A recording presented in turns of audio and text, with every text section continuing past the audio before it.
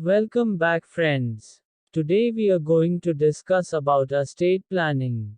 Lot of time and energy we spend to create wealth, and at the same time we also wish that the same should go to our loved ones in due course. Though the estate may be big one, let it be small investment. Because small investments are also big for that person's family members in case of eventuality. Frankly speaking, small and big is just relative term, and for all of us the small seems to be big in adverse times. There comes the importance of preserving it properly for you and next generation. Friends, I am going to give you 4 safeguard measures today, which are necessary for your family's financial well-being. Please do watch this video for detailed understanding about it, and towards the end of this video, I have summarized them again for you. So friends, let's begin with the uncertainty of life, as we are going through corona pandemic. The life has become extremely uncertain and there's no age by even. Though the conditions are now improved, we can't forget the recent cases of life losses in phase 1 and phase 2 of corona, where even youngsters and mid-aged were victims. Corona pandemic has taught us, and we have to acknowledge the learnings and implement certain things in our life to overcome probable issues in case of any adversities. So friends, as you begin your estate planning, the first and foremost part is to evaluate what do you possess. That means all are movable as well as movable assets, I mean your properties, investments in stocks, mutual fund investments, tax-saving investments, fixed deposits, etc. I am sure, most of you must have this handy. However, in case you have not done this exercise so far, then it's high time and you have to work out this on high priority.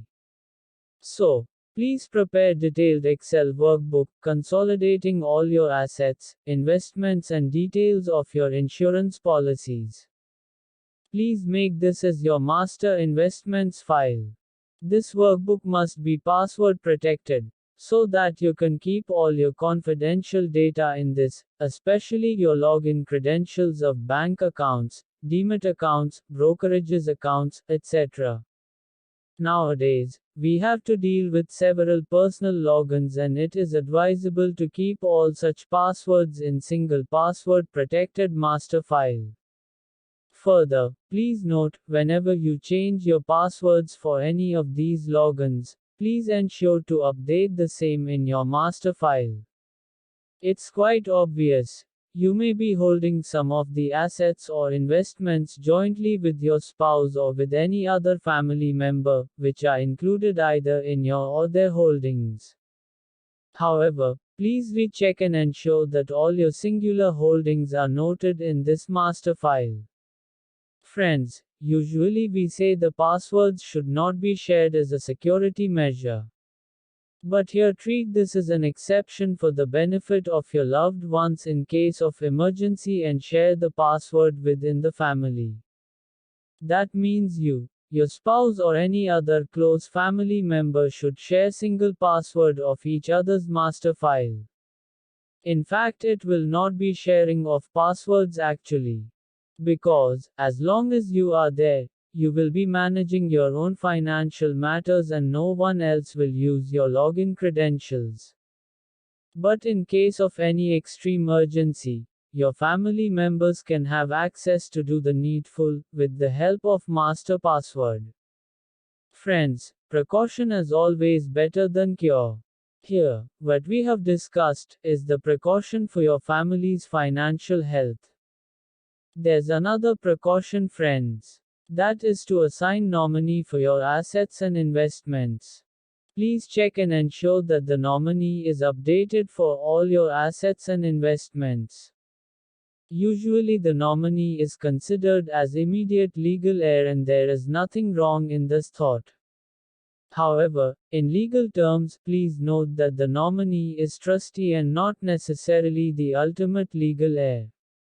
That means, nominee will take charge of such asset or investment and then pass it on to the legal heirs, whom the deceased person wishes to hand over after his or her demise. Friends, next is about management of your finances in case of incapability. The solution for this is to appoint power of attorney holder, may it be your spouse or any other close relative. Because, when you are in action, nothing to bother at all and everything seems fine. But, just think about any adversities. It's better to have power of attorney signed and kept ready. This will come into effect only when it is required. Please note, power of attorney, which is also known as POA, can also be used when you go abroad and not available for signing any kind of the documents locally.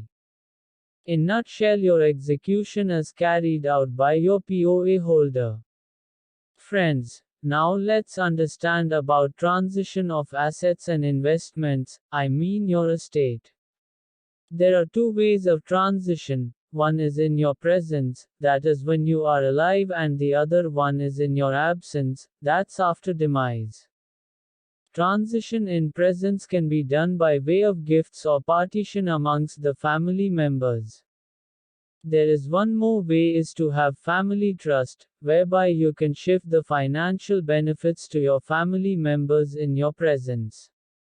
However, there is a cost involved in formation and functioning of family trust, and hence it is advisable in case of bigger estate. The prominent ways of transition after death are either a will or succession certificate. So, let's discuss about will first. Will is nothing but the expression of wishes of any person about his assets, investments and properties. I mean, whom he wants to offer the same after his or her death. However, this is being legal document, there are some critical conditions, which we must understand. So let's see who can make a will. Anyone, who is major by his or her legal age and having sound state of mind can make a will. In India, the age of majority is considered as 21 years. That means in India, anyone who is above 21 years can make a will. At least 2 witnesses are required while signing this document, and also witnesses have to sign the document. A will can be written in any language by using plain paper. A will can be modified or altered any time by a person till he is alive, and the last update or the last will is considered as final will. However, please note, will is applicable only after the death and not when that person is alive. That means none of your points mentioned in a will should be effective in your existence. For example, say someone mentions that if he suffers due to some critical illness, all his assets, properties should go to his son or wife. In this case, the will becomes void as the condition becomes applicable when the person is alive. In such cases, if the power of attorney is given to family members, it will work and serve the purpose. However, legally the ownership continues to be with the person and never gets transferred to family members as mentioned in the void will. However, the will becomes effective only after the death, and legal heirs activate the same by applying for probate. Now let's understand about probated will. So friends, after the death, legal heirs make the petition to the competent court. Accordingly, will is then probed, and after clearing objections, if any, and getting consents from all the legal heirs, the probate is granted.